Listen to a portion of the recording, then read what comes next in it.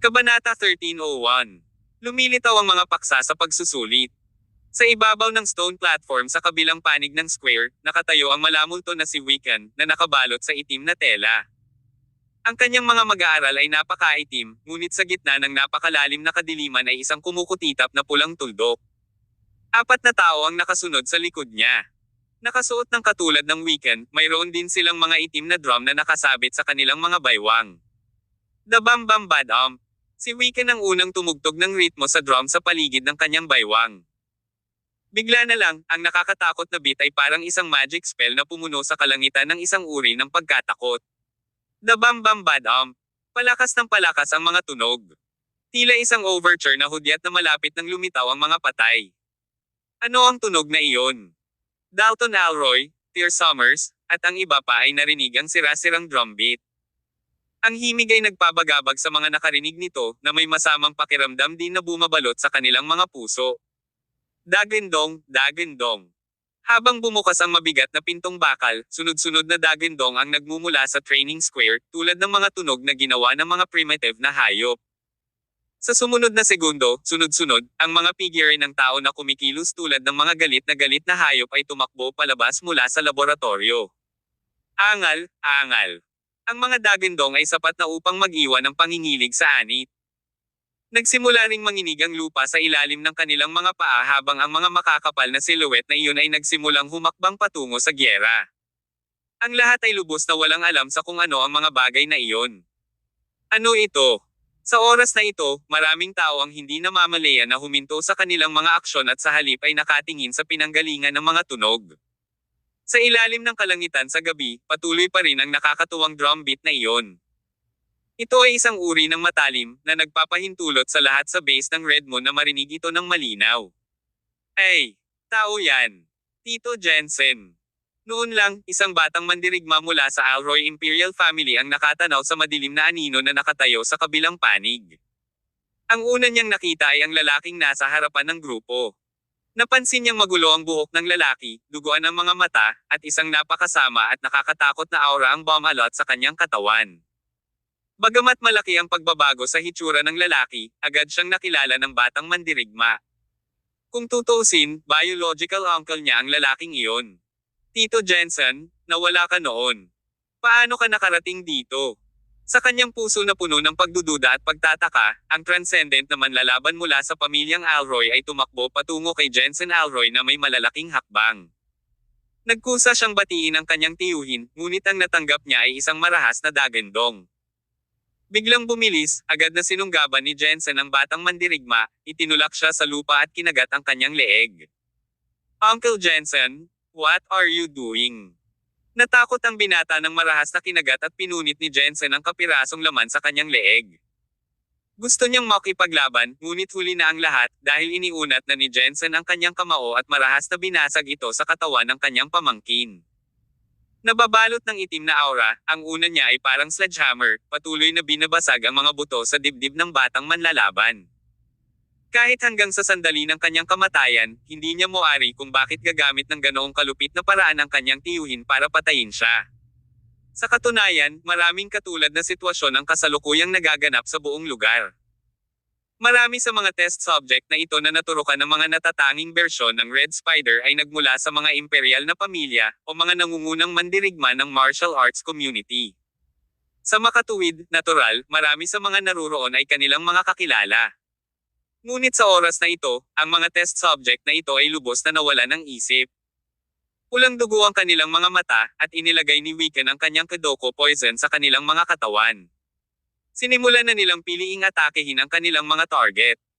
Sa sandaling makita ng mga test subject ang kanilang mga target, maraming eksperto mula sa Alroy at Windsor Imperial Family ang ibinagsak sa lupa at hinarap sa pinakamalupit at madugong paraan na posible. Wahahaha, my lovely test subjects. It's time to bring out all your greatest strength. Nang makita ang marahas na pagganap ng mga test subject na ito, hindi napigilan ni Kagura ang pananabik sa kanyang puso. Itinaas niya ang kanyang mga kamay sa hangin, na para bang nananalangin siya sa Diyos na ipagkaloob ang pinakamabisang lakas sa mga pagsubok na ito. Ano ito? This is inhumane. Sa pagtingin sa 12 ng mga test subject na sumugod sa kanila at lubos na tinalo ang kanilang mga manlalaban, nakaramdam ng labis na pagkabigo si Tyr. Ang ganitong bagay ay hindi dapat umiral sa mundong ito. At hindi rin dapat ang Berserker Blood. Sa oras na ito, pinuntirya ng isa sa mga test subject si Tyr. Isang lalaking may matipunong pangangatawan ang nakasuot ng gulanit na damit at may mga tanikala na nakapulupot sa kanyang mga kamay. Marahil sa pagtatangkang ipakita ang kanyang nakakatakot na lakas, ang mabangis na lalaki ay umungal kay Tyr. Pinutol pa niya ang mga tanikala na nakatali sa kanyang mga braso. Gamit ang mga sirang kadena bilang sandata, ang test subject ay sumugod kay Tyr sa isang kakaibang paraan. Boom! Boom! Boom! Ang mga kadena ng bakal ay napunit sa hangin na tila pupunitin ang hangin mismo. Napilitan si Tyr na umatras. Hindi pa siya nakakita ng ganoong kakaiba na kalaban. Sinamantala ang pagkakataon bago siya nabasag ng mga tanikala, kumilos si Tyr ng mabilis hanggat maaari. Humarap siya sa harap ng test subject at nagpakawalan ng sunod-sunod na 18 laslas patungo sa katawan ng lalaki ng sabay-sabay. Bawat laslas ay tumagos ng malalim sa kanyang laman. Kung ordinaryong tao lang ang kumuha ng 18 laslas na iyon kay Tyr, bumagsak na sana ang tao sa lupa at nakilala ang gumawa nito. Gayunpaman, ang test subject ay tila hindi niya maramdaman ang sakit at pinawi na lang niya ang mga laslas ni Tyr.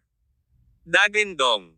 Isa pang dagendong ang umalangaw-ngaw habang binawi ng test subject ang kadena at inihagis ito sa katawan ni Tyr nang mabilis sa kanyang makakaya. Thud. Ang pag-ataking iyon ay direktang nagpal-AS kay Tyr. Pagkalapag niya ay naramdaman niya ang mainit na sensasyon sa kanyang puson. Ang kanyang lalamunan ay barado ng isang bibig ng dugo, at isang bakas ng sariwang dugo ang damaloy mula sa mga sulok ng kanyang bibig. Nang iangat ni Tyr ang kanyang damit, may nakita siyang pulang peklat sa kanyang tiyan. Sa kabutihang palad, ang kanyang pisikal na fitness ay sapat na malakas.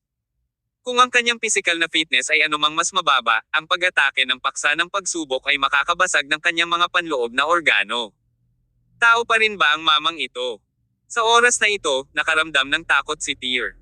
Sa kasamaang palad, ang test subject na iyon ay hindi nagbigay sa kanya ng oras upang mag-react. Ang dalawang kadena na iyon ay muling inilipat patungo kay Tyr. Ano ito? Sa harap ng pagsubok na paksang ito na pinipilit siya sa bawat pagliko, isang alon ng galit ang agad na sumiklab sa puso ni Tyr. Matapos tumalikod upang iwasan ang pag-atake ng test subject, tumayo si Tyr mula sa lupa sa isang iglap. Sumunod, bumaril siya pasulong patungo sa kanyang kalaban na parang kanyan. Isang galit na galit ang kumawala sa kanyang bibig habang patuloy niyang tinutusok ang leeg ng test subject gamit ang kanyang punyal. Kabanata 1302. Retreat. Ito ay isang sitwasyon na maaaring magalit sa isang tao. Ilang taon na ang nakalipas mula nang mahulog si Tyr sa ganitong uri ng galit na estado. Sa pangkalahatan, isang ordinaryong enemy ng Tyr Summers ang patay na ngayon. Gayunpaman, ang test subject na ito ay maihahambing sa isang zombie. Kahit anong pilit ng isang tao na patayin siya, hindi siya mamamatay. Kaya pala ginamit ni Tyr ang armor dagger para saksakin siya ng paulit-ulit sa leeg. Hindi siya tumigil hanggat hindi niya napaikot ang leeg ng test subject sa putik. Nang tuluyang sinipa ng test subject ang balde at bumagsak sa lupa, gamulong pa ang kanyang buong ulo sa kanyang leeg. Gayunpaman, ang kanyang katawan ay nanginginig pa rin ng hindi mapigilan. Ha, ano ito? Hindi napigilan ni Tyr ang pagluwa ng isang string ng curses. Napakahirap para sa kanya na umangkop sa kung paano labanan ang mga paksang ito sa pagsusulit. Ang mga bagay na ito ay hindi dapat umiral sa mundong ito sa simula pa lamang. Sa katunayan, hindi lang si Tyr ang nakaramdam ng kawalan ng lakas at pagkasindek sa mga test subject na iyon. Ibinahagi din ng mga mandirigma mula sa pamilyang Windsor at Alroy ang kanyang damdamin. Nang ang grupong ito ng mga test subject ay sumali sa labanan, ang buong sitwasyon ay lumala. Masyadong abnormal ang mga test subject na ito, at hindi na sila katulad ng mga tao. Kalimutan ang kanilang lakas sa pakikipaglaban, ang katotohanang hindi sila natatakot sa kamatayan at sakit ay sapat na upang bigyan si Tyr at ang kanyang mga kapanalig. Maging ito ay Leonardo Alroy, Celio Windsor, Sean Yarn, Regal, o ang mga sumali sa digmaan sa kalaunan tulad ng Red Phoenix, Andos Dragon, at ang iba pa, lahat sila ay kasalukuyang nalulugi. Kung patuloy silang lumaban ng ganito, isa lang ang kalalabasan ng kanilang tropa ay tuluyang mapapawi. Noon lang, isang walang magawang boses ang nagutos, umalis. Lahat kayo, umatras. Nakapagtataka, ang boses na iyon ay pag-aari ng Mad King, si Dalton Alroy. Bago lumabas ang mga test subject, napigilan nina Dalton at Silas si Andraste Cheever. Ilang oras na lang sana at matalo at mapatay nila siya. Gayunpaman, nang dumating ang mga paksang iyon sa pagsusulit, ito ay lubhang nabalisa sa ritmo nina Dalton at Silas. Masyadong matindi ang mga nasawi sa kanilang mga kasamahan sa kanilang paligid, na gumugulo sa kanilang isipan. Sa puntong ito, hindi man lang sila nakapag-abala na makipaglaban kay Andraste. Sabay silang humiwalay sa pakikipaglaban kay Caesar King at sabay na humarap sa mga test subject. Gayunpaman, ang mga paksa ng pagsusulit ay masyadong abnormal. Sa kabila ng pagsisikap ng dalawang emperador sa kanilang makakaya, mahirap silang patayin sa maikling panahon. Sa puntong ito, napagtanto ng War Emperor at Mad King na kung magpapatuloy sila sa digmaan, lahat sila ay mamamatay dito ngayon. Kailangan nilang maglaan ng mas maraming oras upang isaalang-alang ang bagay na ito. Sa paghihintay na dumating ang araw na ito sa loob ng mahabang panahon, gusto ni Mad King na ganap na lipulin ang Red Moon at tapusin si Andraste ngayon. Gayunpaman, ang mga bagay ay wala sa kanyang kontrol ngayon. Ang paglitaw ng grupong ito ng mga asignaturang pagsusulit ay lubos na lampas sa kanyang inaasahan. Sa makatuwid, nang makita nila na ang mga tropang dinala nila ngayon ay ganap na hindi makalaban sa mga pagsubok na iyon, napilitan si Mad King at War Emperor na mag-utos ng retreat. Ang utos ng militar ay dapat sundin. Kaya, nang marinig ng natitirang mga tropa ang utos mula sa dalawang emperador, nagsimula silang umatras sa Moher Cliff sa lalong madaling panahon. Sa oras na ito, nagsimula na ring umatras si Tyr sa base ng Red Moon. Kahit na hindi pa niya nakita ang resultang ito. Wahahaha, kayong dalawa. Napakaduwag nyo talaga. Sabi ni Andraste, tumatawa. Nang makita ni Andraste ang Mad King at ang War Emperor ay talagang nag-utos ng retreat, medyo nagulat siya. Dahil sa pagkakaalam niya, siguradong hindi ito isang bagay na gagawin nila. Gayunpaman, talagang nagkusa silang umatras sa sandaling ito. Namumula ang mga mata ni Dalton habang umaatungal kay Andraste sa galit. Andraste, hahatulan ka ng langit sa paggawa nito. Old madman, don't you forget. The reason why these test subjects exist is all thanks to you. So, kahit may hahatulan ng langit, mauna na kayo. Muhahaha. Tsaka kayo ba talaga? Sa tingin mo makakaalis ka ngayon? Panunuya ni Andraste. Napakaraming pagsisikap ang ginugol ni Andraste upang akitin ang lahat ng kanyang mga kalaban sa base ng Red Moon.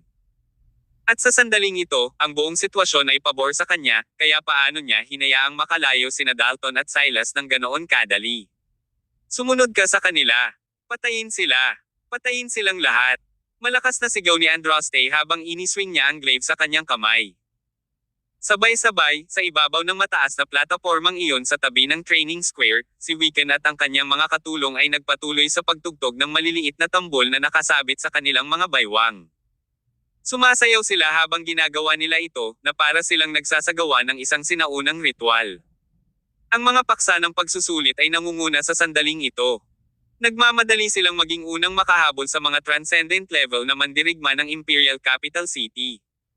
Samantala, sinusundan sila ng mga sundalong kamikaze ng Red Moon at mga eksperto sa pamilya ng Cheever mula sa likuran.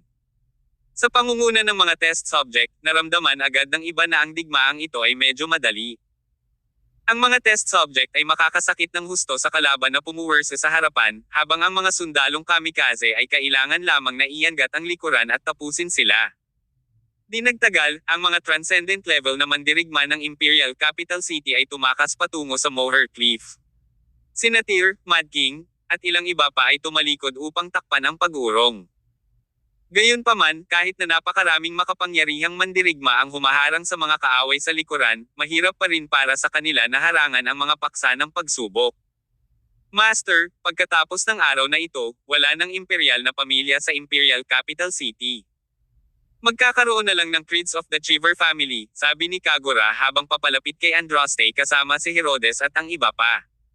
Dahil sa sitwasyon, hindi na kailangang mag-away pa sila. Wow! Sabay tawa ni Andraste. Ngayon ang unang pagkakataon na nakita niya sina Dalton at Silas sa ganoong kalungkot na kalagayan.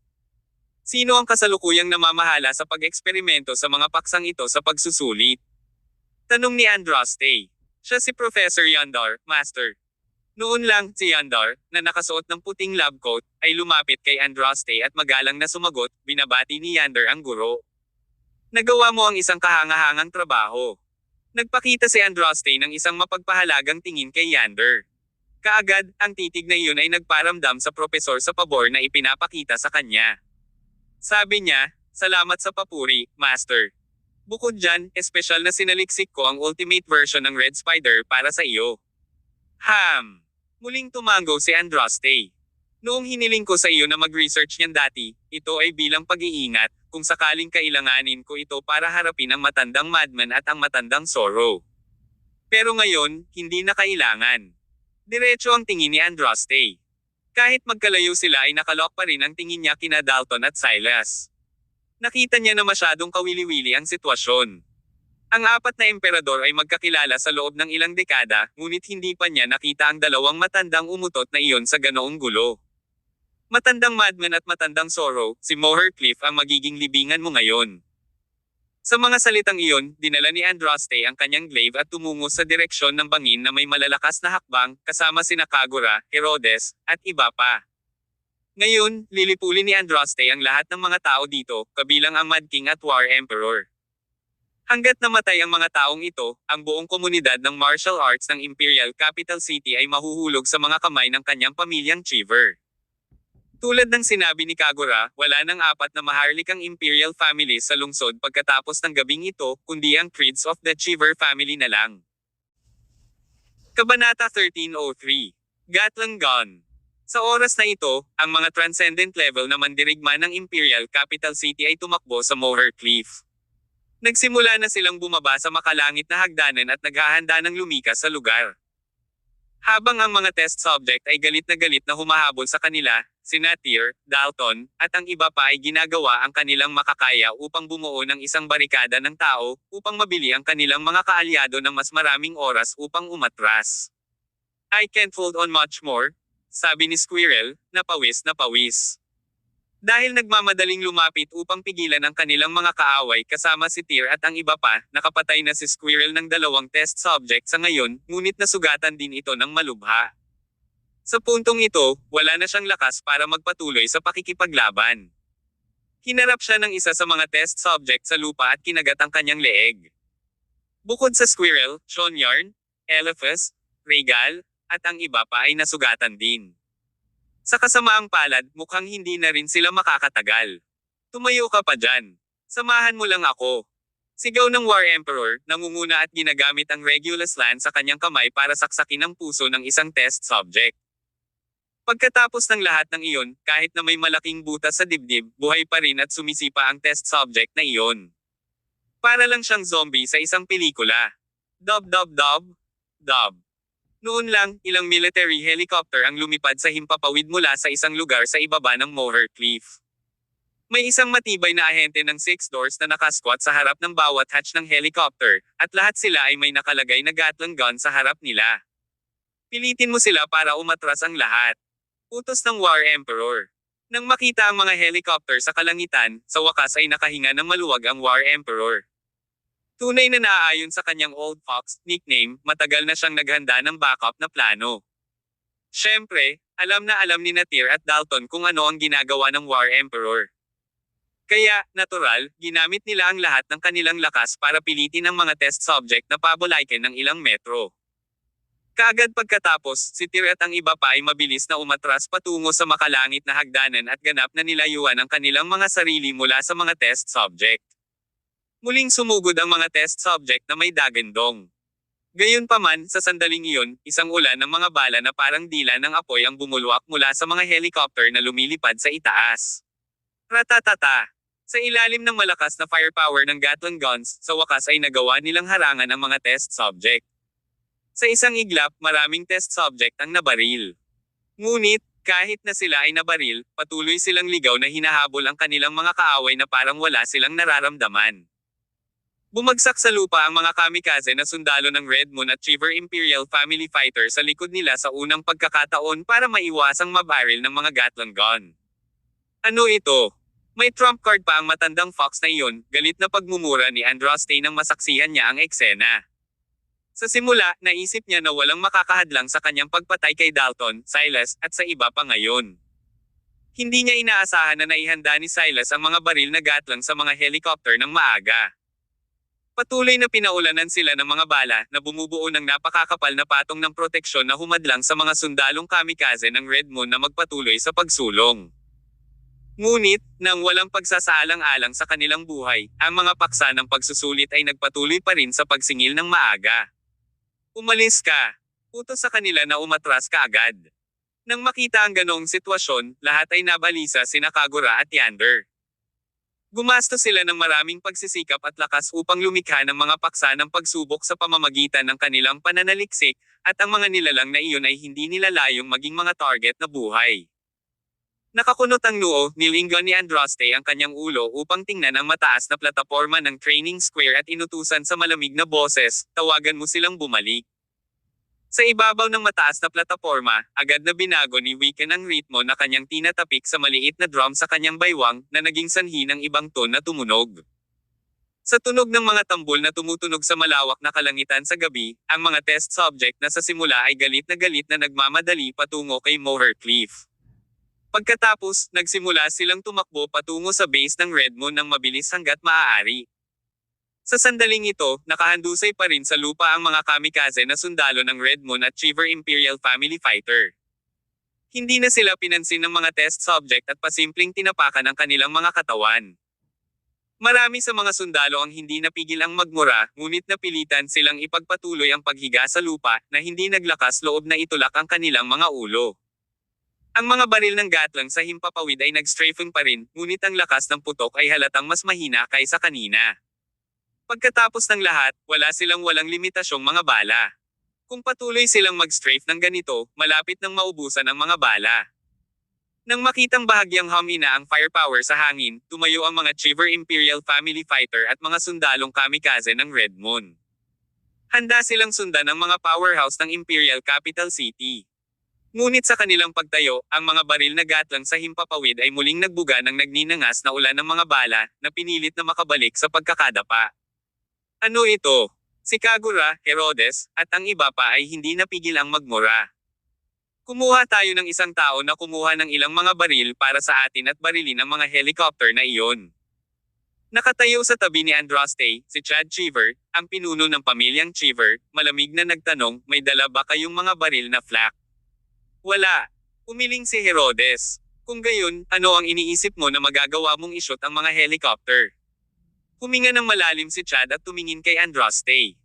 Pare, mukhang hindi na natin makakayanan si Dalton at ang iba pa ngayong gabi. Bahagyang tumango si Andraste. With those gatlang guns covering them, hindi natin sila mahabol, syempre. But none of that matters. We will have lots and lots of time to toy with them slowly. Tinitingnan ng dugong tumalsik sa lahat ng dako sa kanyang harapan at inaamoy ang dugo sa hangin, ibinaon ni Andraste ang glaive sa kanyang kamay ng malakas sa lupa. Napakagandang gabi. Ibinuka niya ang kanyang mga braso para salubungin ang malamig na simoy ng hangin sa gabi habang nakatitig sa pulang buwan sa kalangitan at tumawa ng malakas. Ang buong kalangitan sa gabi ay umalangaw-ngaw sa dumadagindong na paghagulgol ni Andraste. Pagkatapos ng digmaang ito, ang tatlong pamilya ng Imperial ay nagkaroon ng malaking dagok. Ang kanilang kabuoang lakas ng labanan ay makabuluhang mababawasan. Sa kabaligtaran, sa mga pagsubok na paksa at bagong binuo na gamot, ang lakas ng pamilya ng Imperial na Cheever ay hindi bababa, ngunit tataas. Sa makatuwid, kahit na nakatakas sina Dalton at Silas ngayong gabi, hindi magiging ganoon kahirap para kay Andraste na sirain pagkatapos nito. Ang araw na ito na matagal ko nang hinihintay ay dumating na rin sa wakas, sabi ni Andraste na huminga muli ng malalim. May maningning na ningning sa kanyang mga mata habang nakatingin kay Kagura, na nakatayo sa gilid, at nagpahayag, Kagura, mula sa sandaling ito, hindi mo na kailangang manirahan sa pagtatago. Hindi mo na kailangang manatili sa loob itong malayong kagubatan. Agad na natuwa sina Kagura, Herodes, at ang iba pa. Master, anong ibig mong sabihin? Hihilingin ko sa pamilyang Cheever na ayusin ang helicopter na pupuntahan. Mula sa sandaling ito, opisyal na kayong mapabilang sa aking pamilyang Cheever. Magtatagumpay man ang aking pamilya o hindi ay nakasalalay sa iyo.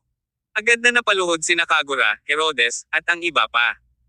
Hindi nila napigilan ang damdaming namumuo sa kanilang mga puso. Pagkatapos ng mahabang panahon na manatili sa malalim na kagubatan na ito at magtago sa mga pamilya ng imperial, sa wakas, muli nilang makikita ang liwanag ng araw. Salamat, Guru. Gagawin namin ang aming makakaya upang ipaglaban ang walang kapantay na hegemonya na ito sa ngalan mo. Kabanata 1304. Pag-alis. Ang mga test subject at ang mga tauhan ni Andraste Cheever ay makikitang umalis sa pasilidad sa Moher Cliff upang mapaginhawa si Tyr at ang kanyang mga kaalyado. Ang unang legion ng Imperial Capital City ng ilang daang Transcendents ay hindi hihigit sa ilang dosenang mga lalaki, karamihan sa kanila ay nasugatan. Sina Tyr at Dalton Alroy, na dalawa sa pinakamalakas na manlalaban ng grupo, ay nagkaroon ng maraming sugat at galo sa kanilang mga katawan. Umaagos ang dugo mula sa kanilang mga sugat. Pinunit ni Tyr ang isang piraso ng kanyang kamiseta at gumawa ng panimulang benda bago ibinalik ang kanyang atensyon sa base ni Red Moon. I never expected things to turn out this way, bulong niya. Lahat ng naroroon, pati si Tyr, ay lubos na nabalisa. Nagtakda sila sa isang misyon na durugin ang Red Moon minsan at para sa lahat, para lamang sa isang hindi inaasahang hanay ng mga kaganapan na magpapabago ng tubig.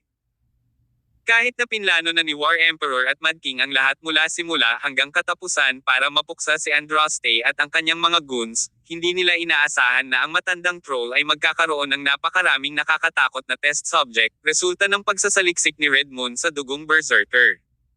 Nakataya ang kapalaran ng Imperial Capital City at ng martial arts community. Ang mga nasugatan ay kukuha ng chopper, habang ang iba ay babalik sa orihinal na ruta. Hindi ito ang oras para sa kalungkutan, dahil maaaring lumitaw muli si Andraste kasama ang kanyang hukbo. Ang pag-alis sa lugar ay may kagyat na pag-aalala. Isang dosenang o higit pang nasugatan ng mga transcendent ang binuhat ng mga helicopter ng militar, habang ang iba ay bumaba sa hagdan at muling pumasok sa kagubatan. Ang katibayan ng mga nakaraang labanan ay makikita sa paglalakbay pabalik, sa pagkadismaya ng maraming mandirigma. Alas 3 na ng madaling araw nang lumabas sila sa kagubatan. Nakaparada pa rin ang daan-daang jeep kung saan nila ito iniwan. Ang Legion ay dumating kasama ang ilang daang tao ngunit umalis na halos 12-12 na. Nang magsimulang pumasok ang mga lalaki sa kani-kanilang sasakyan, pumunta si Dalton sa isang malaking bato sa hindi kalayuan at umupong nakakross ang mga paa dito habang nakatabi ang kanyang talam. Tumingin siya sa kagubatan, tila malalim ang iniisip. Umupo sa harap ni Dalton, nagsalita si Silas sa makahulugang tono, I never expected to see you this subdued, old psycho. Kinilig ka, no? Hindi naman. Umiling si Dalton. Pero, lalala ang sitwasyon ng martial arts community ngayong nagkakagulo na ang tatlong pamilya.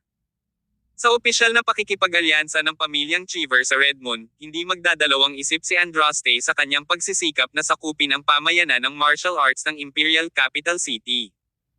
Ang ating kabiguan sa pag-neutralize sa kanya ngayong gabi ay babalik sa atin. Kahit na siya ay kilala bilang Mad King na walang iba kundi isang nasisiraan, si Dalton ay talagang kabaligtaran. Siya ay isang matuwid na tao, at lahat ng ginawa niya ay para rin sa ikabubuti ng komunidad. Mula noong sinaunang panahon, hindi kailanman nananalo ang kasamaan, maikling tugon ng War Emperor, pagkatapos ay idinagdag, umuwi na tayo at magpahinga ng nararapat. Ito ay simula pa lamang ng isang mahirap na labanan. Tumayo si Dalton at sumakay ng jeep kasama ang War Emperor, habang sina Tyr at Sean ang sumakay sa kabilang sasakyan. Ang bukang liwayway ay nagsimulang gumapang sa oras na sila ay bumalik sa lungsod. Ngayong naimbestigahan na natin si Red Moon at ang kanilang mga maling gawain, Lolo Sean, saan mo susunod na balak pumunta? Tanong ni Tyr nang maghiwalay na sila ng landas. Bakit? Para matapos ang laban na ito, syempre. Tinapik ni Sean si Tyr sa likod niya. Magpahinga ka na. Baka simula pa lang ito. Matapos makipaghiwalay kay Sean, hindi na pumunta si Tyr sa manor ng pamilya Alroy tulad ng hiniling ni Dalton, ngunit bumalik sa hotel. Ang labanan ay lubhang nakaapekto sa moral ng lahat. Sina Dalton, Silas, Leonardo, Lino, at ang iba pa ay nangangailangan ng panahon upang gunitain ang kanilang kaisipan. Katulad nito, kailangan ni Tyr na pakalmayan ang sarili.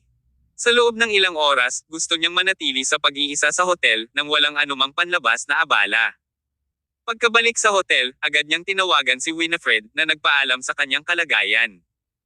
Hindi niya sinabi sa kanya ang tungkol sa nangyari, ngunit nagpinta ng isang medyo murang kwento. Akala niya ay hindi magtatagal ay makakauwi siya at makita ang kanyang pamilya, ngunit iba ang desisyon ng tadhana. Sinabihan si Winifred tungkol sa kanyang pagkaantala sa pagbabalik. Kung kailan talaga, kahit si Tyr ay hindi makapagbigay ng konkretong sagot. Sa wakas ay naligo si Tyr pagkatapos ng maikling pakikipag-usap sa kanyang asawa. Pagkatapos ay kumuha siya ng ilang karayom at sinulid at kinuha ito sa kanyang sarili upang bihisan ang kanyang mga sugat. Nakahiga siya sa kama, gising na paulit-ulit na nagre-replay sa kanyang isipan ang mga eksenang labanan. Ang labanan ay naglagay sa kanya laban sa iba't ibang mga kalaban, mula sa Wolftail at Kagura hanggang sa mga paksa ng pagsubok. Ang mga taong ito ay patuloy na lumilitaw sa kanyang mga iniisip. Kahit na natalo niya ang bawat isa sa kanila, hindi ito naging isang madaling tagumpay. Ibig sabihin ay lalong lumalakas ang mga kalaban na kinaharap ni Tyr, higit pa sa mga nakilala niya sa ibang bansa. Nagsisimula siyang makaramdam ng kahinaan. I can't be stronger without using inner strength.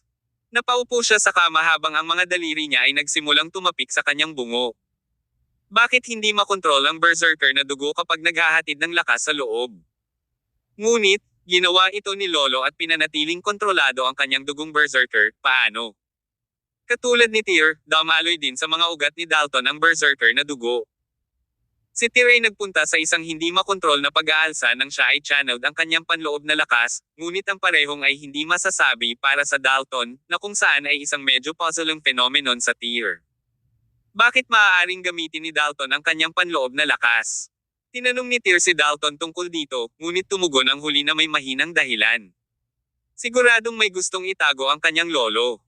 At may mga dahilan siya para hindi ipasok si Tyr sa katotohanan. Huwag na nating alalahanin ang mga bagay-bagay ngayon. Dahil hindi siya makabuo ng sagot kahit nasarado na ang kanyang utak, nagpa siya si Tyr na huwag ng pag-isipan pa ang issue. Sa sobrang lakas na mayroon siya, walang magiging problema na talunin ang Transcendence nang hindi ginagamit ang kanyang panloob na lakas. Sa palagay ko kailangan kong palakasin ang aking sarili sa ibang mga paraan. With that thought, hindi na siya makatulog. Pumunta si Tyr sa basketball court at nagsimulang mag-practice ng 9 steps to disorientation. Kabanata 1305. Namatay ang mga lumalaban. Sa panahon ng labanan, nakapagbigay si Tyr ng ilang simpleng 9 steps to disorientation moves. Ang nakakalito at misteryosong mga galaw ay naging instrumento sa pagpapahusay ng kilusan ni Tyr sa labanan, parehong nakakasakit at nagtatanggol. Higit sa lahat, natamo niya lamang ang mga batayan ng pamamaraang ito. Kung ipinagpatuloy niya ang kanyang pagsasanay at pinagkadalubhasaan ang pamamaraan, mapapalaki niya ng husto ang kanyang husay sa pakikipaglaban. Nakatayo sa basketball court, itinuon ni Tyr ang kanyang isip sa pagsasanay ng 9 steps to disorientation. Sa kanyang pagsisimula, hindi niya maiwasang mamangha sa kakayahan ng kanyang ina, si Lydia Alroy, sa pagbuo ng napakalakas na galaw. Natural na likas na matalino at isang martial arts freak, kapag determinado na si Tyr na magsanay ng isang partikular na pamamaraan, hindi siya titigil sa pagsasanay hanggang hindi niya ito nagagawa. Ito ang dahilan kung bakit tinawag niya ang kanyang sarili na isang Renaissance man. Ang mga sumunod na araw ay nakita si Tyr na nakatambay sa compound ng hotel, nagsasanay sa kanyang pag-awit ng 9 steps to disorientation. Kapag natagpuan niya ang kanyang sarili na natigil sa isang bottleneck o isang hindi pagkakasundo ay aalis siya ng hotel at humingi ng paglilinaw mula kina Leonardo at Dalton. Sa loob ng panahong ito, ang komunidad ng martial arts ay sumailalim sa matinding pagbabago. Matapos bumalik si Dalton at ang iba pa mula sa base ng Redmond, agad nilang isinapubliko ang mga krimen ni Andraste, at nagpahayag din na ang tatlong noble imperial families ay nagsanib puwersa upang lipulin ang pamilyang Cheever. Katulad nito, tinanggap ng publiko ni Andraste ang Redmond sa pamilyang Cheever at inilipat ang punong tanggapan nito sa Imperial Capital City.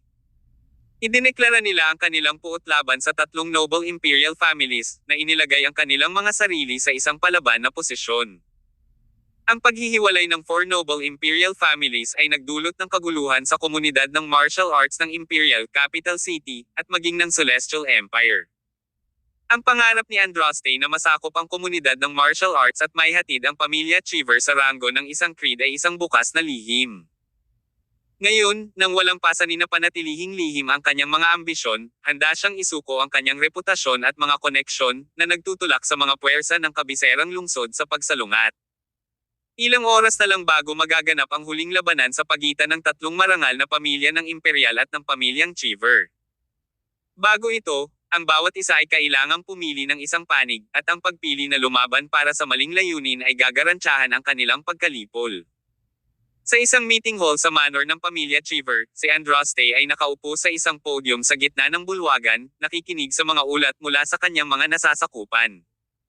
Pare, alinsunod sa iyong kagustuhan, nagpadala na ako ng mga imbitasyon sa iba't ibang pamilya at mandirigman ng Imperial Capital City. Sana ay magpasakop sila sa atin at sama-samang umunlad. Si Chad Cheever ang nagsalita. Mula nang bumalik sila mula sa Moher Cliff, naging abala si Chad sa pag-engganyo sa iba't ibang pamilya na sumali sa kanilang alyansa gamit ang impluensya ng pamilyang Cheever. Gayunpaman, ang kanyang mga pagsisikap ay tila walang saysay. Ma'am, tumango si Andraste. Payag ba silang magpasakop sa pamilya Cheever? Well, napaungol si Chad. Kumunat ang noo ni Andraste. Magsalita ka. Pare, hindi magdedeklara ng loyalty sa atin ang mga yan. Hindi lang yan, sabi nila. Anong sabi nila? Hindi kailanman mananalo ang kasamaan, at ang pamilyang Cheever ay mamamatay sa kamay ng noble imperial families. Hahaha. Matapos marinig ang tugon ni Chad, hindi nagalit si Andraste tulad ng inaasahan ng una. Sa halip, pumagalpak siya ng tawa, na para bang ngayon lang niya narinig ang pinaka-nakakatawang biro kailanman. I suppose they've not learned their lesson. Dalton Alroy and Silas Regulus would have killed me already if they were as strong as people think they are. Mukhang marami sa martial arts community ang hindi pa rin alam ang realidad, said Andraste. Bigla siyang tumayo at sumigaw, Kagura. Oo, Master. Agad na sumulpot si Kagura at yumuko kay Andraste. Dahil hindi nila alam kung ano ang tama sa mali, ipakita mo sa kanila kung ano ang mayroon tayo. Marahil ay masyado akong mabait sa kanila. Tandaan mo, lahat ng lumalaban ay namamatay, utos ni Andraste. Yes, Master, tuwang-tuwang tugon ni Kagura. Sa wakas, pagkatapos ng mga taon ng pagtatago sa dilim, paglipas ng ilang taon sa malalim na kagubatan, nabigyan sila ng pagkakataong tabyusan ang kanilang sarili sa wakas. Sa paglipas ng mga taon, ang Red Moon ay nagsasaliksik at nagbubuo ng iba't ibang anyo ng Red Spider, habang naglalabas ng makapangyarihang mga paksa ng pagsubok sa parehong oras. Ngayon na ang panahon para masaksihan ng martial arts community ang dominasyon ng kanilang mga test subjects. Sa ari-arian ng pamilya Handel sa Imperial Capital City. Isang super clan na nasa ibaba lamang ng rank ng 4 noble imperial families, ang pangunahing negosyo ng pamilya Handel ay sa real estate. Pinamahalaan ng magkakapatid na Handel, ang panganay sa kanila, si Geoff Handel, ang pinuno ng pamilya na nangangasiwa sa lahat ng mga bagay ng pamilya Handel.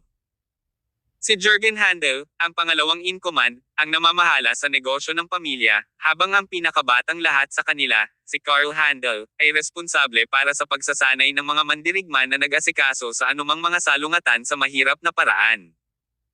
Isang kaayusan na karaniwan sa loob ng komunidad ng martial arts ng Imperial Capital City, ang pagpapatakbo ng negosyo ay parang pakikipaglaban sa isang labanan. Sa pag-iisip na iyon, ang mga salungatan ay natural na inaasahan, at kung minsan, sila ay dadami sa mga pisikal na pag-aaway. Upang maprotektahan ang kanilang sariling kamag-anak mula sa panliligalig, ang bawat pamilya ay magkakaroon ng taong tulad ni Carl na namamahala sa kanilang pag-unlad ng mga puwersang panlaban. Ang pamilya Handel ay nagpadala ng ilan sa kanilang mga tauhan sa labanan laban sa Red Moon, na kaalyado sa tatlong noble imperial families. Sa pangunguna ni Carl, isang kabuoang 6 na mandirigma ng pamilya Handel ang sumali sa labanan. Pero si Carl lang ang nakabalik. Sa isang silid ng pagpupulong, naroroon sina Geoff, Jürgen, Carl, at ang iba pang matatanda. Ang kapaligiran sa silid ay sobrang malungkot. Walang nagsasalita, tila nahuli sa kanilang sariling mga iniisip. Maya-maya, sinabi ni Carl, na natahimik na, Kuya, alam namin ang dahilan kung bakit mo kami pinatawag dito. Please, tell us. Ma'am. Mataimtim na tumango si Geoff. Kahapon ng hapon, hiniling ng pamilya Cheever ang aming katapatan, at sinundan ng isang mensahe. Ano iyon? Tanong ni Carl. Mamamatay ang mga lumalaban. Kabanata 1306. Sang-ayon o hindi sumasang-ayon. Nakakahiya. Hindi napigilan ni Carl Handel ang kanyang galit at ipinatong ang kanyang palad sa mesa, nabali ito sa proseso. Calm down, my little brother, mabilis na pinakalma ni Jürgen Handel ang agitated na kilos ni Carl. He then asked Geoff Handel, "What is your decision, kuya?" Si Geoff ay napaka-solemn na dahil ito ay isang kritikal na bagay para sa pamilya Handel. Ang tatlong noble imperial families ay sumasalungat ngayon sa pamilyang Cheever na pinipilit kaming manindigan, ani Geoff. Ang ating kapalaran ay magdedesisyon sa pamamagitan ng pagpili na gagawin natin. Sa makatuwid, sana lahat ng tao dito ay mag-isip ng makatwiran at gumawa ng mga desisyon na hindi maaapektuhan ang kanilang mga emosyon. Galit pa rin, sinabi ni Carl, hindi na kailangan ng deliberasyon, kuya. Bukod sa ating mga pamilya, ang komunidad ng martial arts ng Imperial Capital City ay sinalanta ng Red Moon sa lahat ng mga taon na ito. Ang pamilya Handel ay nawala ng ilan sa aming pinakamamahal na mga tao sa kamay ng Diyos na organisasyong iyon. Lahat ng mga mandirigma na ipinadala namin ay namatay sa labanan-laban sa kanila. Sila ang aming mga kasama, aming matalik na kaibigan. Nasa limitasyon ng kanyang emosyon si Carl. Hanggang ngayon ay puno ng puot at galit ang kanyang mga mata sa tuwing naaalala niya ang nangyari sa labanan. Naaalala mo ba si Lenden? Lenden Shard? Tanong ni Carl. Ang mismong pagbanggit ng pangalan ni Lenden ay nagulat sa lahat. Siyempre naalala nila siya. Siya ay isang transcendent na tinanggap nila ilang taon na ang nakalilipas, na nagambag sa tagumpay ng pamilya Handel. Magkasing edad sila ni Carl, ang dalawa ay the best of buddies. Gayunpaman, 2 taon na ang nakalilipas, lumitaw ang Red Moon ng maramihan sa Imperial Capital City. Napapaligiran ng mga sundalong kamikaze, si Lenden ay namatay sa pakikipaglaban ng buong tapang. Ito ay isang madilim na kabanata para sa pamilya Handel, na nagtutulak noon upang makipag-alyansa sa pamilyang Alroy sa kanilang pagsisikap na lipulin ang Red Moon. Hindi siya patay, kuya, sabi ni Carl. What on earth? Ang pahayag ay yumanig sa lahat ng naruroon sa kanilang mga kaibuturan. Gulat na gulat silang napatingin kay Carl. Bakit mo nasabi ang ganyan, little brother? Alam naming namatay siya sa kamay ni Red Moon, at mayroon kaming patunay nito. Sagot ni Carl, yun din ang naisip ko. Kung tutuusin, marami ang namatay sa kamay ni Red Moon, even the transcendents of the 4 noble imperial families. All these years, akala ko patay na si Lendan. At least hanggang sa nakita ko siya sa dalabanan ilang araw na ang nakalipas. Oh, si Jürgen, Geoff, at ang iba pa ay tumayo at nagsabi, tungkol saan ba ito, little brother? Lumitaw ba siya sa mga puwersa ng Red Moon? Tama ka. Tumango si Carl. I saw him at Red Moon's base. I was so excited when I saw him. Gus naman. Excited din siya gaya ko. Gayunpaman, mabilis naming nalaman na may nangyari. Hindi kami nakilala ni Lenden at pinatay si Gus. Si Geoff at ang iba ay natakot nang marinig ang salaysay ni Carl. Ito ay isang mahirap na tableta na lunukan. Nagmamadaling tanong ni Jürgen, bakit hindi mo sinabi sa amin, Carl? Natatakot akong hindi mo mahawakan ang katotohanan, kaya itinago ko ito sa aking sarili. Gayunpaman, sa mga bagay na nagiging ganito, gusto kong malaman mo kung gaano kasama ang Red Moon. Alam mo ba kung ano ang estado ni Lenden? Namumula ang kanyang mga mata at may mga nakaumbok na ugat sa buong katawan. Nawalan ng katinoan, mas nakakatakot siya kaysa sa isang hayop at nakikinig lamang sa kakaibang tunog ng tambol. Sa sandaling narinig nila ito, nagsimula silang pumatay. Minsan silang mga kasama at pamilya, ngunit ginamit ni Red Moon ang Red Spider para gawin silang mga halimaw at pinakawalan sila laban sa atin. Ang pamilyang Cheever ang pangunahing salarin sa likod ng Red Moon. Sa tingin mo ba mananatili tayong chummy sa kanila, kuya? Katahimikan ng namayani sa meeting room matapos magsalita si Carl. Sa kalaunan, mataimtim na tumango si Geoff at sinabing, gusto kong ipahayag ang aming katapatan sa pamilyang Cheever para mabuhay kami. Kung titingnan ang kasalukuyang mga pangyayari, hindi kayang talunin ng alyansa ng 3 noble imperial families ang pamilya Cheever. Gayunpaman, ako nagbago ang isip ko. Pagkatapos ay tumingin siya sa lahat sa pulong at idinagdag, ang pamilyang Cheever ay nasa likod ng Red Moon, at pinapatay nila ang ating mga kasama at kaibigan.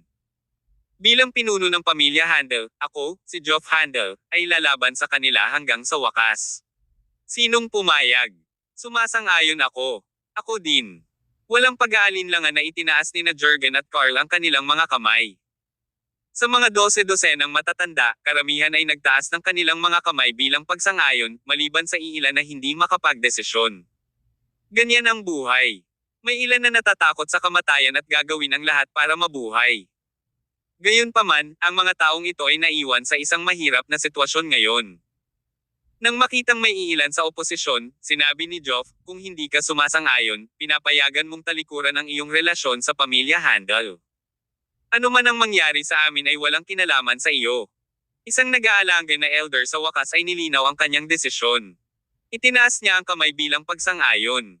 Chief, bahagi tayo ng pamilya Handel. Ano ang magagawa natin kung pipiliin nating umalis ngayon kapag ang mga kapatid natin ay nakikipaglaban sa pamilya Cheever sa kanilang buhay? Sabi niya. Mabilis siyang sinundan ng mga natira na nagdesisyon din. Sa wakas, nagtaas ng kamay ang mga nag-aalangan. Tama. Kami ay may prinsipyong mga tao at gagawin ang lahat para itaguyod ang integridad ng aming pamilya. Sa tulong ng 3 noble imperial families, malayo pa ang laban sa tapos. Nangako kaming papatayin ang pamilyang Cheever at Poxane ang Redmond, kahit na mawalan kami ng buhay, upang itaguyod ang kadalisayan ng komunidad ng martial arts.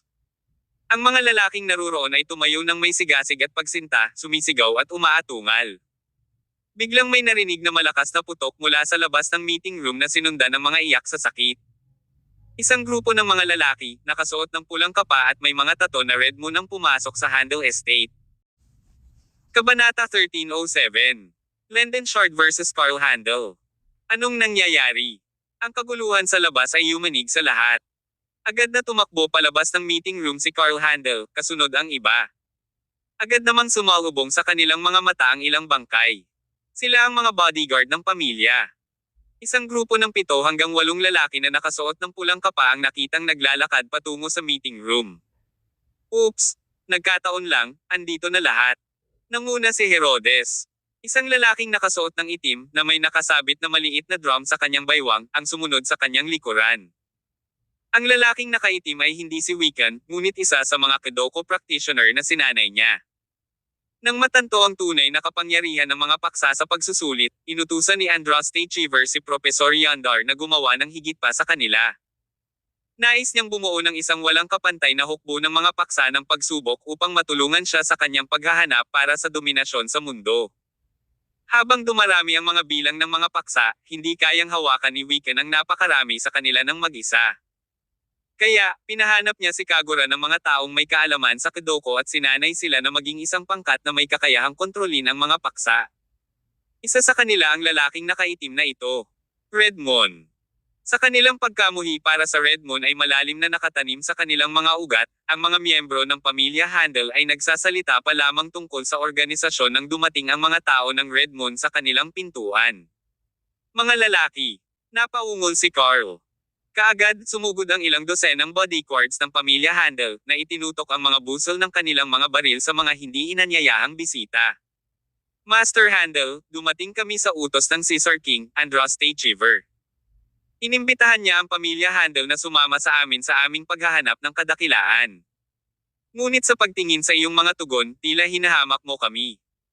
Kung gayon, nakapagdesisyon ka na ba? Sabi ni Herodes. Si Geoff Handel ang unang tumayo. Malamig niyang sinabi, ang pamilya Handel ay hinding-hindi mabubuhay sa ilalim ng anino ng pamilyang Cheever. Sabihin mo kay Andraste Cheever na isa lang sa atin ang mabubuhay. Ang hamak na si Andraste ay mamamatay sa isang kakilakilabot na kamatayan. Nakakahiya. Sumabog sa galit si Herodes. You're humiliating us. Well then, don't blame us for what is to come. Ikinumpas niya ang kanyang kamay at lahat ng kamikaze na sundalo ay naglabas ng kanilang mga espada. Sa utos ni Caesar King, ang mga lumalaban ay namamatay. Dahil tumanggi silang ipahayag ang kanilang katapatan, hindi sila dapat palampasin. Whoosh! Ang kanilang mga espada ay kumikinang na parang naghihintay na umani ng mga kaluluwa ng tao. Patayin sila! Sigaw ni Geoff. Ang mga bodyguard ng pamilya Handel ay nag-awit ng kanilang mga sandata, at ang mga nakatutok sa kanilang mga baril kay Herodes ay nagpaputok. Ratatat! Para sa isang ordinaryong manlalaban, ang 12 ng mga baril ay maaaring magdulot ng ilang pagkabalisa. Gayunpaman, ang mga kamikaze na sundalong ito ay mga transcendents mismo, at ang mga regular na baril ay walang magawa para saktan sila. Sa isang kisap mata, mabilis silang naghiwa-hiwalay at sumugod sa mga bodyguard na nakapaligid doon. Walang alinlangan na ito ay isang massacre dahil natapos ang labanan bago pa man ito nagsimula. Ang hangin ay napuno ng masakit na mga hiyawan at baho ng dugo. Ang mga bodyguard na ito ay nakaupo na mga pato na nakikipaglaban sa mga sundalong kamikaze at mabilis na bumagsak sa mga pool ng kanilang sariling dugo.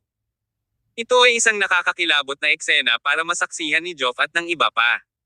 Samahan mo akong bumaba. Bumunot si Carl ng maikling punyal at sinugod ang pinakamalapit na sundalong kamikaze. Bilang pinakamalakas na manlalaban ng pamilya Handel, halatang transcendent din siya. Dagdag pa, ang pagligtas sa nakaraang labanan ay nangangahulugan na siya ay malakas sa kanyang sariling karapatan. Hindi na nagtagal si Carl para i-hack down ang kanyang kalaban. Habang naghahanda siyang salakayin ang isa pang sundalong kamikaze, isang nakakatakot na tambol ang biglang tumunog sa hangin. Mayroon kaming kaibigan na na-miss mo rito, sabi ni Herodes, na nakatingin kay Carl na may masamang ngiti. Lumitaw ang silhouette ng isang lalaki mula sa likod ng lalaking nakaitim. Ginulo ang buhok niya at naglabas siya ng vulgar na vibe. Ganun pa man, nakilala agad ni Carl at ng iba ang lalaki. Lendan. Kasama si Joff, maraming sumigaw na halata sa mga mukha nila ang pagkagulat. Ang lalaki ay si Lendan Shard, ang sinabi ni Carl na naging halimaw. Halimaw na talaga ngayon si Lendan. Habang nagsimulang tumugtog ang mga tambol, ang kanyang buong katawan ay nanginginig ng husto. Inilabas niya ang kanyang mga braso na parang mga pakpak ng ibon at nagpakawala ng nakakatakot na dagindong habang ang kanyang mga mata na duguan ay nakalock kay Carl. Kinulat niya ang kanyang katawan sa isang kakaiba, sinunggaban niya si Carl na may biglang paglabas ng enerhiya. Gumising ka, Lendan, gumising ka.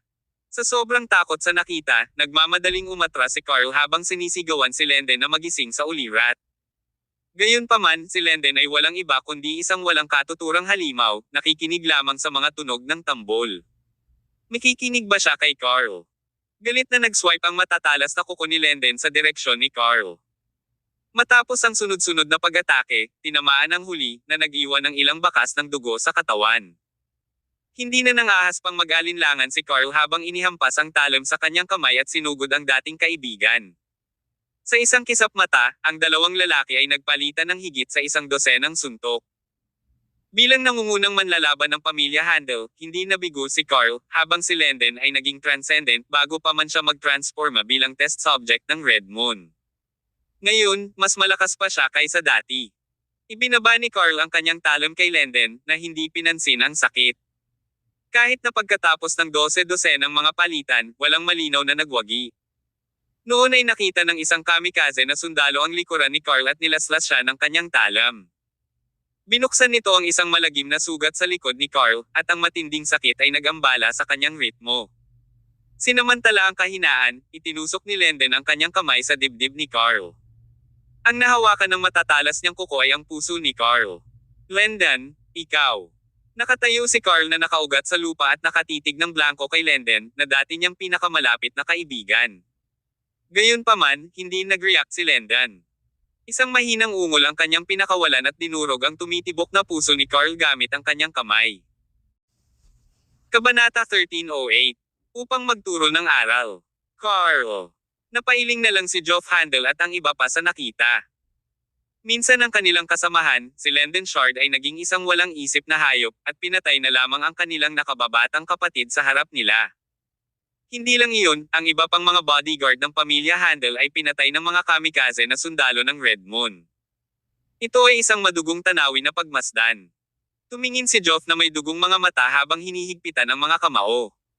Mamamatay ka. Ikinumpas niya ang kanyang kamao at sumugod kay Herodes na parang malupit. Ang lalaking nakaitim sa tabi ni Herodes ay nagsimulang tapikin ang maliit na tambol na nakasabit sa kanyang baywang.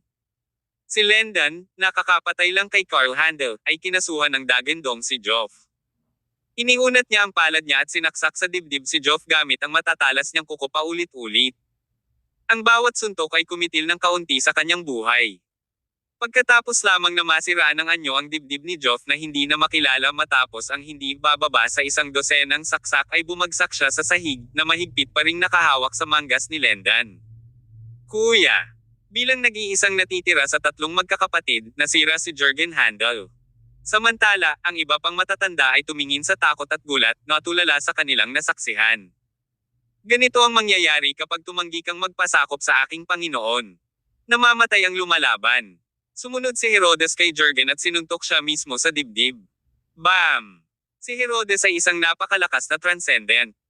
Ang biglaang sabog ng panloob na lakas na napasok sa kanyang suntok sa dibdib ni Jurgen ay nagpasabog sa likod ng huli, na punit ang laman at tela. Namatay ang tatlong kapatid na lalaki ng pamilya Handel, na iniwan ng isang grupo ng mga nakakatakot na matatanda ng pamilya Handel. I surrender. I am willing to submit to the Cheever family, please spare my life. Isang elder ng pamilya Handel ang humiwalay mula sa panggigipit at lumuhod, ibinagsak ang kanyang ulo sa lupa para lamang maligtas ni Herodes ang kanyang buhay. Sa isang taong nangunguna sa daan, ang iba ay sumuko. Isa-isang lumuhod ang mga matatanda.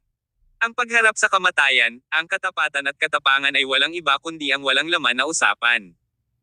Gayunpaman, gaano man sila nagmakaawa para sa kanilang buhay, pinatunayan ng malamig na ekspresyon ni Herodes ang kanyang paninindigan. Sa mga salita ni Andraste, dapat mamatay ang mga lumaban. At ito ang mga taong nagpakita ng pagsuway sa simula pa lang. Paano sila mabibigyan ng pangalawang pagkakataon ng pamilya Cheever? Tiningnan ni Herodes ang mga lalaking ito na nakaluhod na may malamig na ekspresyon at humagalpak ng tawa. There was one chance but you didn't take it. Don't blame me. The Handel family is a prominent family in the imperial capital city. This should serve as a lesson for everyone else. You all have to die today. Umalis si Herodes sa silid habang nagmumula ang masakit na hiyaw mula sa Handel estate. Ang gabi ay sobrang dilim, na may matingkad na kabilugan ng buwan na nakasabit sa kalangitan. Dalawang lalaking may mga pinsala ang nakitang tumatakbo ng buong bilis sa isang desyerto na kalye. Napakabilis nila, halatang makapangyarihang mandirigma sa kanilang sariling karapatan. Walang laman ang kalye at tahimik, naabala ng paminsan-minsang sasakyang dumadaan, ngunit hinding-hindi makalapit sa kanila. Maging ang mga sasakyang nagmamaneho ng buong bilis ay hindi mahuli ang dalawang lalaking ito. Isang veranda ang lumitaw sa unahan at sila ay pumasok, huffing at puff. Ano ito, hindi na ako tumatakbo. Ang isa sa kanila ay tumalsik ng isang bibig ng dugo. Isang lalaking nasa edad 50 anyos, siya ay sobrang hunky na may umbok na kalamnan. Isang 30 sentimetro ang haba ng sugat ang makikita sa kanyang dibdib, mula sa kanyang kanang balikat hanggang sa kanyang puson. Ang matinding pagsusumikap ay nabasag ang peklat, na nagdulot ng walang tigil na pagdaloy ng dugo. Ang isa pang lalaki ay nasa edad 40. Mukha siyang napakapayat ngunit may magandang sukat ng katawan. Kilala sila ayon sa pagkakabanggit bilang Zabon at McCannagan. Ilang taon na ang nakalilipas, si Zabon ay isang kilalang martial artist sa Imperial Capital City, habang si McCannagan ay kilala bilang isang kilalang bandido. Sikat sa pamayanan ng martial arts ng Imperial Capital City, narating na nila ang antas ng transcendent. Hindi nagdedeklara ng katapatan sa anumang puwersa, palagi silang kumilos sa kanilang sarili. Gayunpaman, ang dalawang hindi magkakaugnay na individual ay natagpuang magkasama, tumatakbo para sa kanilang buhay. Ano ba yang mga yan? I'm at my limit pero ganun pa din sila kasigla. Tanong ni McCannagan. Sumagot si Zabon, sila ay mga test subject na binuo ng Red Moon. Hindi mo ba narinig? Ang puwersa sa likod ng Red Moon ay talagang si Andraste Cheever ng Cheever Imperial Family. Gusto niyang masakop ang martial arts community at iangat ang kanyang pamilya sa katayuan ng Creed. Siya ay wala sa kanyang isip. Walang problema kung gagawin niya iyon kung iiwan niya ang mga katulad namin, nagluwa si McCannagan ng isang subo ng dugo at laway, maliwanag na hindi nasisiyahan kay Andraste. Ngayong gabi, pumasok siya sa bahay ng isang mayamang lalaki, na ilang araw niyang naobserbahan, para magnakaw ng isang mahalagang anti-gong painting. Nang siya ay aalis na pagkatapos na pagnakawan ng bahay, isang lalaking nakasuot ng pulang kapa ang lumitaw at tinawag ang isang grupo ng mga halimaw upang salakayin siya. Hindi mapanalunan ni McCannagan ang biglaang laban at nagmamadaling tumakas. Sa pagtakbo, nakilala niya si Zabon, at pagkatapos ng ilang palitan ng mga salita, nalaman niyang ang isa pang lalaki ay tumatakas din sa mga halimaw. Anong gusto nila? Naiirite sila sa katotohanan na sila ay pinuntirya ng pamilyang Cheever kahit na wala silang kinalaman sa mga pamilyang imperial. Noon lang, lumabas ang mga test subject ng Red Moon sa paligid ng veranda. Naglalakad na parang zombie, dahan-dahan silang lumapit sa dalawang takas. Nakatayo sa likod ng mga test subject ang isang lalaking puno ng pulang buhok ang ulo at isang lalaking nakasuot ng itim na may itim na bandana sa ulo. Sila ay Kagura at Wiccan, ayon sa pagkakabanggit. Kabanata 1309. Walang dapat gawin. Nang makitang hinahabol sila ng kabilang partido, parehong galit na nagtanong sina McHanagan at Zaban, "What do you guys want?" Lumapit si Kagura na may ngiti sa kanyang mukha at sinabing, "Hindi mo kailangang maging masyadong tensyonado. Kailangang lumago at umunlad ang pamilyang Cheever. Kaya, pumunta ako rito sa kahilingan ni Caesar King na imbitahan kang magbigay ng katapatan sa ang pamilya Cheever. You should ask politely since you want us to join the Cheever family. You come here and immediately take liberties with us. What are you trying to do?" Saway ni Zaban. Hihihi, biglang tawa ni Kagura. "Ipagpalagay kung wala sa inyo ang payag na sumama sa amin dahil napakagalang mo." Nakipagtulungan si Andraste Cheever kay Redmond para pangunahan ang mga tao sa martial arts community sa isang bitag. Lahat ay may kaparusahan. Kahit na gamitin mo ang pamamaraang ito, hindi ako sasali sa pamilya ng Cheever Imperial at makikipagsabuatan sa paggawa ng masama, sabi ni McHanagan. Bagamat isang bandido si McHanagan, mayroon pa rin siyang pakiramdam ng katwiran. Halimbawa, siya ay nagnakaw lamang mula sa mga taksil at masasamang tao, hindi kailanman naglalagay ng kamay sa mga bagay na pag-aari ng mabubuting tao. Ito ay ganap na imposible para sa kanya na sumali sa Cheever Imperial family. Tama ba? Napangiti tuloy si Kagura. Matagal na naming alam na wala ni isa sa inyo ang payag na sumali sa Cheever Imperial family. So, what about it? Pinapalibutan ka namin para sa isang layunin lamang, at iyon ay upang ibalik kayong dalawa, sa katulad nila. Nagulat sina McHanagan at Zaban. Nais ng kabilang partido na gawin silang hindi makatao na mga halimaw tulad ng mga nilalang na nakapaligid sa kanila. Gaano kakilakilabot? You're seeking death. Kahit na ayaw ko ng mabuhay, wala talagang paraan na ako ay magiging hindi makatao na halimaw na sinasabi mo. Hindi sayo yan. Isang kakaibang tawa ang ibinigay ni Kagura. Kasabay nito, si Wiccan, na nakatayo sa likod ni Kagura, ay sinimula ng paghampas ng tambol na nakasabit sa kanyang baywang. Sa tunog ng drum, 4 na test subject ang sabay-sabay na sumugod patungo sa kanilang mga target. Isang malaking labanan ang naganap. Ang pakikibaka ay tumagal lamang ng 1 minuto o higit pa bago sina McHanagan at Zaban ay nahulog sa isang pool ng dugo. Pareho silang malubhang nasugatan, ngunit hindi sa punto ng kamatayan. Pagkatapos ay pina-address ni Wiccan ang 4 na test subject sa gilid, habang nilapitan ni Kagura sina McHanagan at Zaban na may ngiti sa labi. Sinusubukang magpakamatay. Nang makitang si McHanagan ay handa nang laslasin ang kanyang lalamunan gamit ang isang punyal, tinapakan ni Kagura ang kanyang palso. Pagkatapos ay naglabas siya ng isang syringe na naglalaman ng red spider at marahas na sinaksak ito sa leeg ni McHanagan. Ito ang mangyayari sa iyo kung ayaw mong sumuko. Sa nakalipas na ilang araw, ang mga insidente tulad ng nangyari kay McHanagan at sa pamilya Handel ay nangyayari sa buong komunidad ng martial arts ng Imperial Capital City. Sa ilalim ng napakasamang paraan ng Redmond, parami ng paraming miyembro ng martial arts community ng Imperial Capital City ang hindi makayanan ang pressure, at sa wakas ay piniling magpasakop sa Cheever Imperial family. Higit pa rito, maging ang mga eksperto ng iba pang 3 imperial na pamilya ay madalas na hina-harass ng mga test subject ng Redmond na nagdudulot sa kanila ng walang katapusang paghihirap. Para sa kadahilanang iyon, paulit-ulit na nakipag-usap si Dalton Alroy kay Silas Regulus, ngunit hindi kailanman nagawang makipag-ayos ng solusyon. Si Andraste Cheever ay tuluyang nawala sa patakaran. Walang tigil ang pamamaraan ng mga sundalong kamikaze. Naturally, ang pinakamahirap na bagay na harapin ay ang pangkat ng mga paksa ng pagsusulit. Sa sandaling ito, nagtipon sa silid ng komperensya ng pamilyang Alroy Imperial sina Dalton Alroy, Leonardo Alroy, Lino Windsor, Silas Regulus, at Andos Dragon. Ang kapaligiran sa conference room ay maaaring inilarawan bilang napakabigat. Ang lahat ay may masikip na Simon Gott at kahit na naglalabas ng walang katapusang agos ng pagpatay na layunin. Hindi na tayo makapaghintay pa. Hindi na talaga tayo makapaghintay. Kung patuloy tayong maghihintay, ang martial arts community ng Imperial Capital City ay mahuhulog sa madilim na takot ng pamilya Chiver Imperial, ani Leonardo, kumukuha nangunguna sa pagbasag ng katahimikan. Narinig niya ang sunod-sunod na masamang balita sa mga nakaraang araw, pakiramdam niya ay sasabog na siya. Ang Chiver Imperial family ay walang pinag-uusapan pagdating sa kanilang modus operandi. Kung ito ay magpapatuloy, ang martial arts community ng Imperial Capital City ay ginawa para sa wala.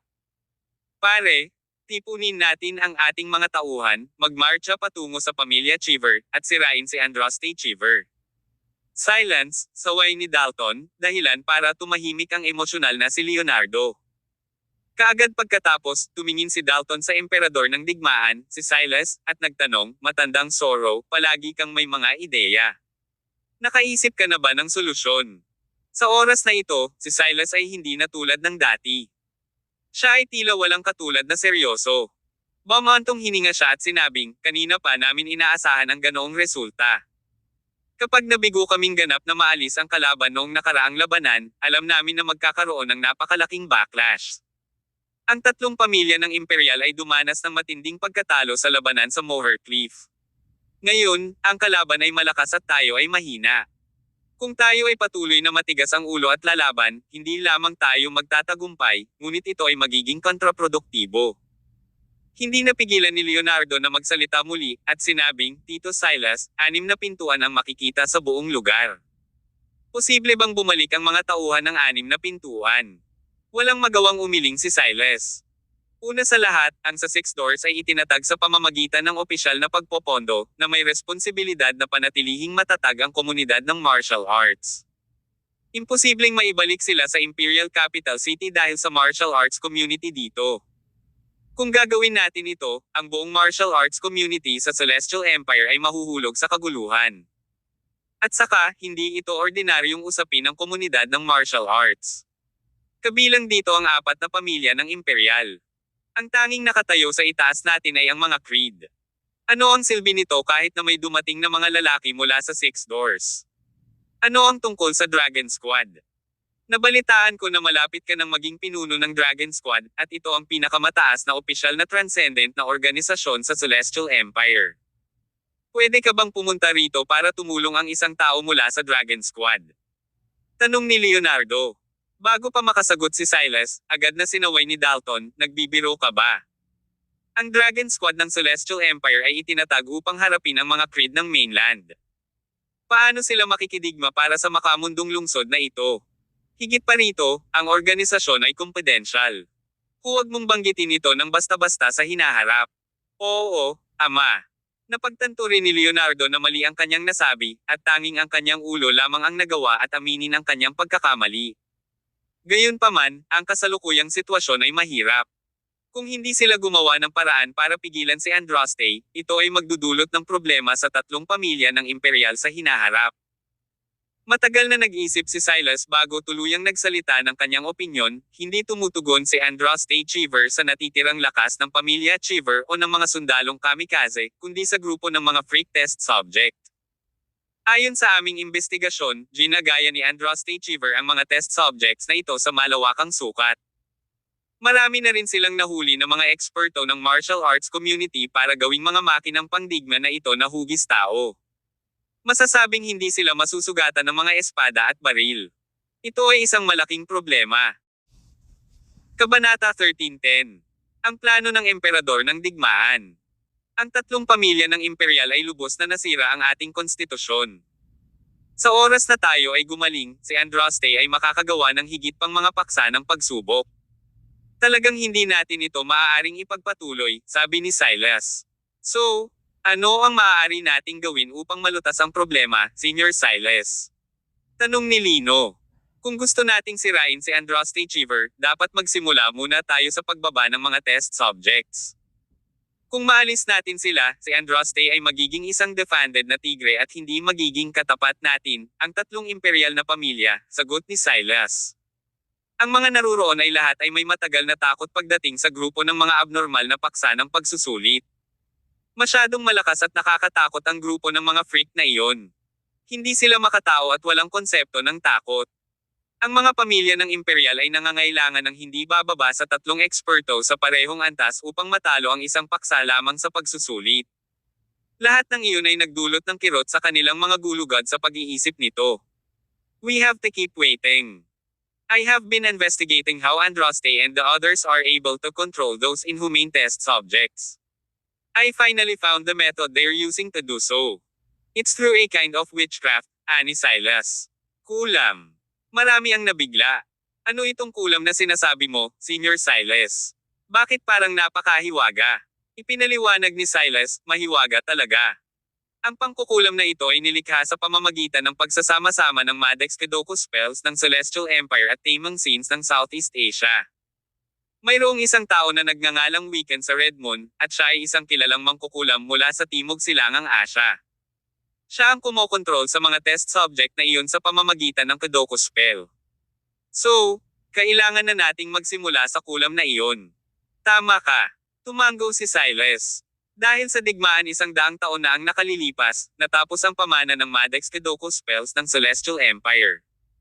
Hindi ko rin mahanap ang isang kahalili sa Maddex Kedoku sa ganoong maikling paunawa. Gayunpaman, ang mga bansa sa Southeast Asia ay medyo sikat sa Tamang Scenes. Nagpadala ako ng isang tao sa Southeast Asia para makipag-ugnayan sa isang makapangyarihang shaman at dalhin sila para tulungan kaming harapin si Wiccan. Kailan sila darating? Tanong ni Dalton. Sa mga susunod na araw, sagot ni Silas. Hindi tayo dapat masyadong padalos-dalos. We can further discuss once I have someone to deal with Wiccan. Basta maalis natin siya, baka makaunti control pa natin ang mga test subjects. Kung gayon, hindi na magiging mahirap na gawain ang sirain ang pamilya Cheever. Matagal nang nag-isip ng plano ang War Emperor na si Silas Regulus.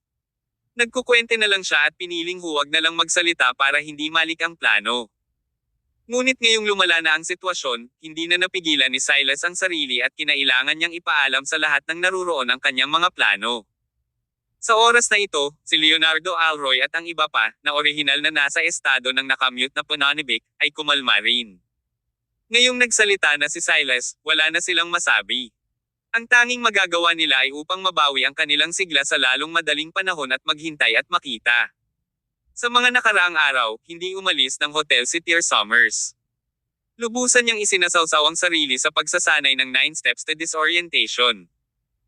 Upang maiwasan ang kanyang sarili na maistorbo sa labas ng mundo, direktang binili niya ang hotel at nagpatayo ng isang malaking bakal na kulungan sa basketball court ng hotel, alinsunod sa pamamaraan na ginawa ng kanyang ina na si Lydia Alroy.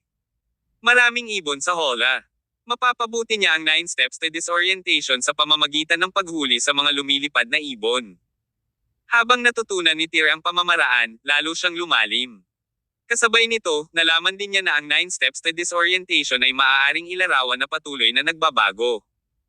Higit pa rito, idinagdag din niya ang kanyang sariling mga ideya sa orihinal na mga hakbang. Nakamit na ngayon ni Tyr ang katamtamang tagumpay sa pamamaraan. Ginawa ang lahat ng ito nang walang lakas sa loob ni Tyr. Kung balang araw ay mapipigilan ni Tyr ang dugong nag-uumapo sa kanyang katawan sa pamamagitan ng kanyang panloob na lakas, ang pamamaraang ito ay maaaring magdulot ng hindi maihahambing na nakakatakot na kapangyarihan kung gagamitin niya ito. At habang si Tyr ay masigasig na nagsasanay ng 9 steps to disorientation, may isa pang tao na, tulad ni Tyr, ay nagsasanay din ng iba't ibang diskarte sa pakikipaglaban pati na rin ang mga diskarte ng kanyang pamilya araw at gabi upang mapabuti ang kanyang lakas. Ang taong ito ay ang batang prinsesa ng pamilya Alroy, si Ins Alroy. Mula nang maging transcendent si Ins, naging sobrang interesado siya sa pagsasanay ng martial arts. Dati siya ay nahuhumaling sa mga racing cars, bar hopping, at boxing ring. Halos hindi na siya makita sa bahay. Gayunpaman, halos hindi na siya umalis para pasayahin ang sarili, at nanatili sa bahay upang magsanay ng iba't ibang mga sinaunang martial arts technique ng pamilya Alroy. Sa kabila ng hindi namana ng dugong berserker, bilang apo ng Mad King na si Dalton Alroy, mataas ang likas na talento ni Ins sa landas ng martial arts. Ang kanyang lakas ay talagang bumuti ng husto pagkatapos na magsanay sa paglipas ng panahon. Kasabay nito, maraming eksperto ang pamilya Alroy. Kapag nakatagpo si Ins ng anumang pag-aalinlangan o bottleneck, maraming eksperto ang tutulong sa pagresolba sa kanyang kalituhan at bigyan siya ng patnubay. Kaya, tumaas ang kanyang lakas. Nitong mga nakaraang araw, nagsasanay si Ins ng 9 steps to disorientation. Bilang isang natatanging pamamaraan ng pamilya Alroy, kinailangan niyang sanayin ang pamamaraang ito pagkatapos maging isang transcendent. Bagamat mataas ang kanyang talento, mababa pa rin ito kung ikukumpara kay Tyr. Kaya, kapag nagsasanay ng discarding ito, madalas na nakakaranas si Ins ng pagkalito. Kung saan man ito nangyari, tatanungin niya ang kanyang lolo o ama. Gayunpaman, sa panahong ito, sina Dalton at Leonardo ay parehong nagambala sa mga bagay tungkol sa Andraste Cheever. Sa tuwing magtatanong si Ins, hindi siya nakakakuha ng kasiyasang sagot na nagparamdam sa kanya na para siyang iniwan. Iniwan siya nitong hindi masaya. Kasalukuyang winuwagayway ni Ins ang kanyang leather whip sa kanyang kamay sa back garden. Panay ang bagsak niya sa mga bote ng alak na nakasabit sa hangin. Isang alon ng galit ang Dom Aloy sa kanyang letigo, na para bang ginagamit niya ang pamamaraang ito para ilabas ang kanyang galit at kawalang kasiyahan. Nabasag ang bote ng alak at tumilapon ang alak na nasa loob nito, nabasa sa katawan ni Ins. Kahit basang-basa na siya, hindi siya tumigil. Tila nagdedeliryo siya at patuloy na winuwagayway ang letigo sa kanyang kamay. Noon ay lumapit si Abel Alroy.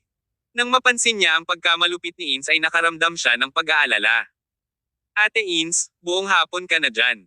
Magpahinga ka na, sabi niya. Sandaling natigilan si Ins nang lumingon siya kay Abel. Pagkatapos, ang kanyang ekspresyon ay nabaluktot na may masamang hangarin habang ipinapadala niya ang letigo sa kanya. Biglang dumating ang hagupit at si Abel ay hindi makapag-react sa oras. Sa oras na ginawa niya, huli na ang lahat. Smack!